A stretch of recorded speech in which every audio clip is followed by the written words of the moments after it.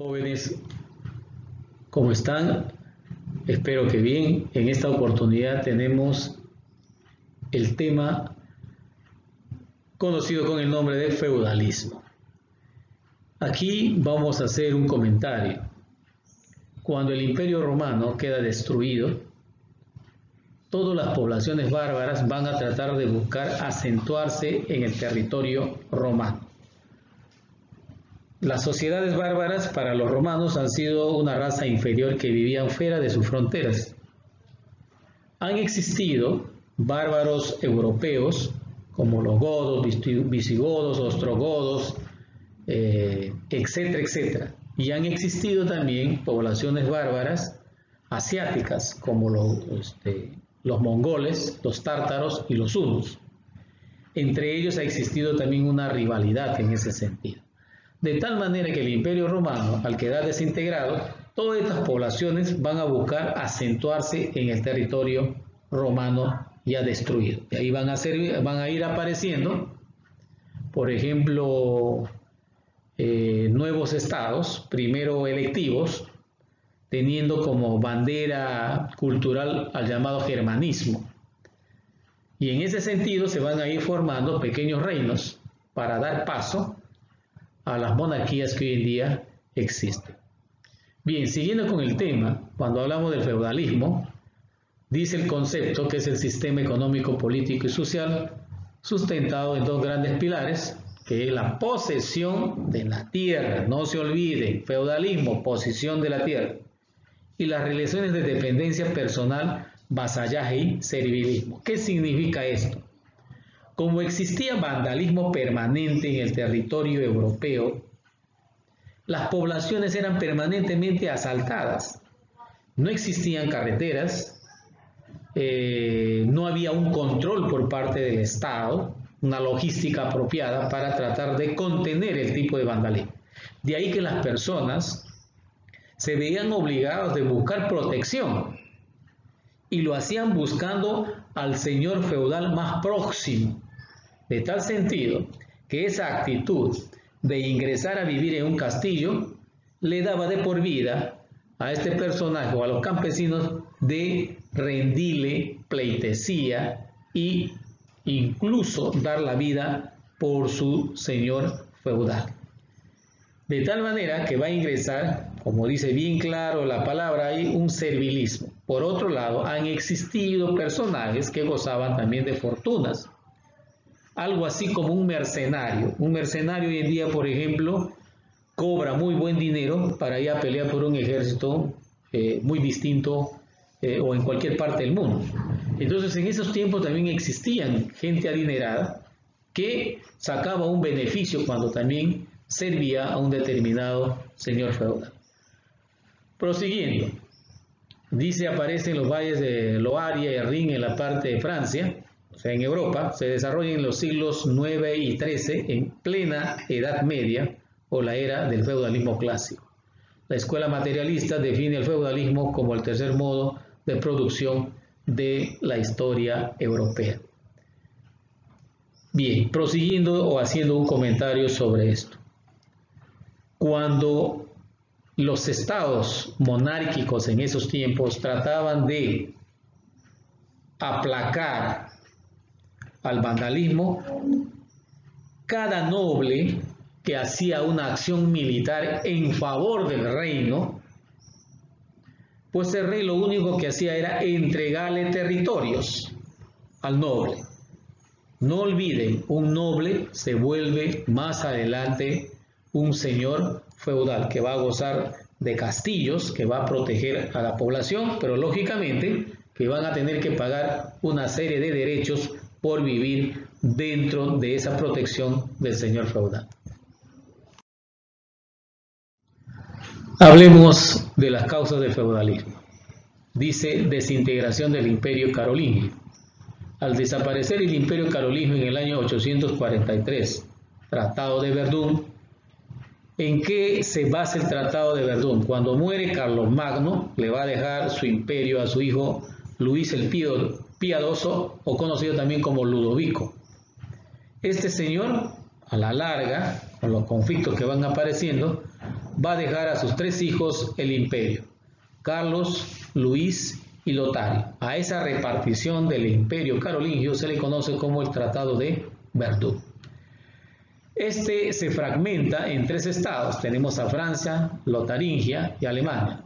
Los estragos de la guerra civil, división territorial y el ataque de los bárbaros derivó en una dramática reducción del poder del Estado. O sea, los reyes, lógicamente, van a verse mermados en su autoridad, lo que permitió a la nobleza carolingia, duques, condes y marqueses, gobernar con autonomía sus respectivos territorios. Es decir, el poder de la nobleza logró fortalecerse al punto de conseguir liberarse de la autoridad de los monarcas.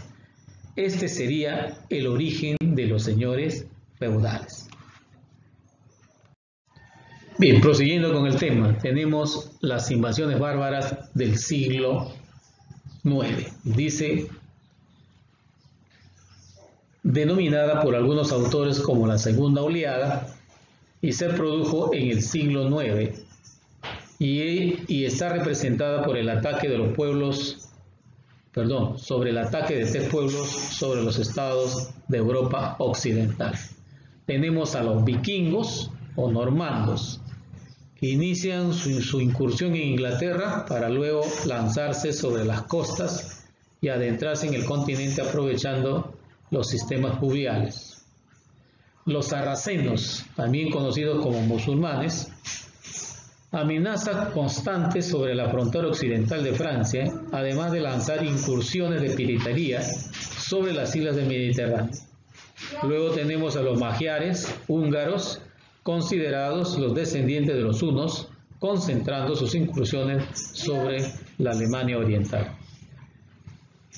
El ataque conjunto de estos pueblos produjo un clima de inseguridad generalizado que se produjo en la necesidad por parte de los hombres libres de buscar protección política, y esto llevó al rey de Francia, Carlos el Calvo, a promulgar 2 edictos que se consideran fundamentalmente para el sistema feudal. Tenemos al capitular de Mersenne en el año de 847, que establecía la oficialidad del vasallaje, o sea, las personas entregaban su vida para defender al señor feudal. Siguiente, el capitular de Quercy, 877, establecía la herencia de los honores y de las tierras en los feudos concedidas a la nobleza. Características del sistema feudal. En la parte social tenemos la ruralización de la sociedad. ¿Qué significa? Que la población migra de las zonas urbanas hacia el campo. La aparición de las villas. ¿Qué significa aparición de las villas? Son pequeñas ciudades que van apareciendo en los grandes centros de las grandes fortalezas del señor feudal. Económicas. Predominio de las actividades agropecuarias, motor de la economía feudal. Todos ya sabemos que el campesinado se dedica a la producción de la agricultura. La autarquía en la producción. Tenemos una economía cerrada y de autoabastecimiento. ¿Qué significa esto? Que cada señor feudal producía lo que necesitaba. De ahí la palabra autarquía. Reducción de las actividades comerciales. Se va a reducir, lógicamente, porque básicamente todas las personas van a ingresar a laborar en el campo, en los grandes centros feudales. En la parte política, reducción del poder monárquico o disminución de la autoridad real. Habíamos mencionado que el poder real del monarca va a decaer, producto de ¿qué? De la entrega de terrenos que se les otorgaba a los nobles, que se van a volver señores feudales, que a la larga van a ir aumentando, y son los que van a tomar las decisiones políticas, económicas, sociales dentro de su feudo, dejando así solamente al rey tener poder político sobre sus tierras. Incremento del poder de la nobleza feudal. Bien, repito, todos los nobles empiezan a tener poder económico, político, social dentro de sus territorios. Descentralización política, fragmentación territorial en múltiple soberanía. Aquí nuevamente podemos decir que se va a fragmentar lógicamente la parte europea, se fragmenta el territorio bajo el poder de los monarcas y ampliando su poder político como económico de los grandes señores feudales. Ideológicas, predominio eclesiástico en la vida intelectual y cultural, predominio del pensamiento cristiano expresado en la filosofía escolástica. Bien, concepto de feudo. Puede ser definido desde distintas ópticas, entre las que sobresalen: gran propiedad o conjunto territorial gobernado por un señor feudal. El señor feudal tenía grandes extensiones de tierras. Incluso los campesinos no podían cazar ni alimentarse sin antes pedir permiso al señor feudal. Un bien económico entregado en concesión a un hombre libre a cambio de servicios políticos militares a través de un contrato que se conoce como el contrato de vasallaje. Derechos y rentas feudales. Veamos acá una serie de impuestos que se pagaba, o sea, el campesino pagaba para sostener la economía feudal. La propiedad del feudo implica 3 derechos de parte del señor sobre la población campesina adscrita a su territorio, los que viven en su territorio. Uno de ellos es el censo o contribución ordinaria, un tributo anual pagada en metal o en especies, un tributo, un impuesto. Presentaciones de trabajo o corveas, servicio en trabajo ejecutados en las tierras del señor, o sea, en la parte de las reservas. Consistía en la cosecha, vendimia, labranza o rastrillaje. El ban, conocido también como el poder banal, es la potestad del señor para mandar, castigar, ordenar, además de imponer contribuciones especiales, conocido como las llamadas banalidades, a los campesinos adscritos al feudo. Bien, prosiguiendo con esta situación de los impuestos, tenemos a las banalidades, que vienen a ser los impuestos, como es el caso del uso del horno de pan, la prensa, molinos de cereales o lagares, es decir, sobre los medios de explotación rural que exigían una considerable inversión de los fondos del señor. ¿Qué significan los lagares? Los lagares eran una especie de prensas que se utilizaba para estrujar la uva y sacar el vino. Consuetudines, impuestos sobre la utilización de los montes, el envío de los animales a los pastos de altura o sobre el bellotear de cerdos a los bosques, es decir, sobre los usos y costumbres dentro del feudo. Entonces, ustedes notan claramente cómo se buscaba una forma de contribuir o de pagar impuestos. Por ejemplo, un campesino que tenía su ganadería, para trasladar a otro lugar tenía que pagar para poder alimentar a sus ganados. Pernada. Dentro de las contribuciones de usos y costumbres se encuentra el derecho de la primera noche, que consistía en la potestad del señor para hacer uso marital de toda doncella sierva de su feudo o de la mujer que recién casada de un siervo suyo. Aquí, por ejemplo, entiendan, había un periodo de la Edad Media donde el señor feudal, cuando una doncella se casaba, la primera noche lo pasaba con el señor feudal y luego era entregado al marido. Bien, las 3 órdenes de la sociedad feudal. Dice que en el siglo XI la iglesia, influenciada por el agustinismo político, o sea, son los de la orden agustiniana, teorías planteadas por San Agustín en su obra La ciudad de Dios, desarrolló una ideología que pretendía consagrar una división social en 3 órdenes, diferenciadas en las que todos tuvieran un papel específico: defensa, salvación y manutención. Surgía así la sociedad de los 3 estamentos. Tenemos al número 1, bellatores, conformada por la aristocracia o nobleza laica. Entiendan, personas que no son de órdenes religiosas, es gente civil que contribuye a las iglesias en una labor social, cuya función es la defensa militar y el mandato, conocido también como pugnatores. ¿Quiénes lo conformaban? La alta nobleza, donde van a estar los duques, marqueses, condes y varones. Baja nobleza, castellanos, ministeriales, los mayordomos, caballeros. Bien, siguiendo con este proceso. Número 2, tenemos a los oradores. Eran en teoría la primera de las 3 órdenes de la sociedad feudal, lo conformaban todos los miembros de la iglesia, organizados en 2 grupos. No se olviden que en la Edad Media existía el Estado o un señor feudal, y dentro del señor feudal se encontraba, por ejemplo, la iglesia, muy pegado al monarca. Pero en esta oportunidad, en la sociedad moderna, hoy en día ya no es así. La iglesia tiene otro rol y el Estado tiene otro rol.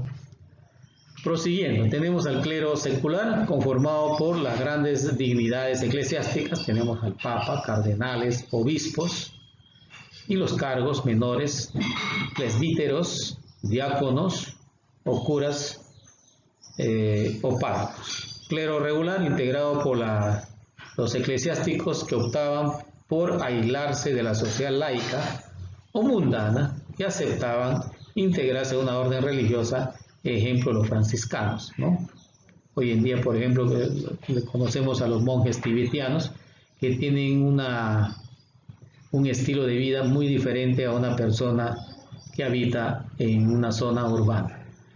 Número 3, tenemos a los laboradores, los que trabajan, integrado por el pueblo, llano, basado en el trabajo manual, de acuerdo a su estatus jurídico. Se dividen en siervos, villanos y en esclavos. Siervos de la gleba, los que trabajan el campo directamente. Villanos, conformados por hombres libres de las villas, no estaban sujetos a cargas feudales y carecían de protección militar de un señor. Eran propietarios de pequeñas parcelas. Repito, las villas son centros o viviendas que se escenifican al costado, por ejemplo, de un feudo. Y los esclavos, que vienen a tener un estatus jurídico, eran considerados un objeto y no podían ser cristianos. Se dedicaban a las tareas domésticas en los castillos y parroquias. Bien, otro tema importante, la burguesía. ¿Cómo surge la burguesía? Bien, tenemos ahí el origen de las grandes ciudades medievales. Dice, el incremento demográfico y la renovación comercial se tradujeron en la paulatina aglomeración de viviendas alrededor de los muros de un pequeño núcleo urbano, conocidos como burgo antiguo. Cuando hablamos de burgo, nos referimos a una ciudad, formándose así el burgo exterior o nueva ciudad, esta última relacionada con las actividades productivas, el comercio y artesanos, y las nuevas ciudades se convirtieron en centros de atracción para los mercaderes errantes, campesinos fugitivos del señor feudal. A la población residente en ella se les llamó burgueses. Aquí haciendo un comentario, cuando aparecen las nuevas ciudades, aparecen con el nombre de burgos, y a sus habitantes se les conoce como burgueses, pero ojo acá, tengan mucho en cuenta algo que les voy a mencionar. Son los comerciantes y artesanos los que van a ser el sector pudiente de la población, o sea, la gente adinerada. No van a hacer labor de agricultura, no van a trabajar ya la tierra. Entonces, por lo tanto, se diferencian las actividades artesanales en este proceso, como también los comercios.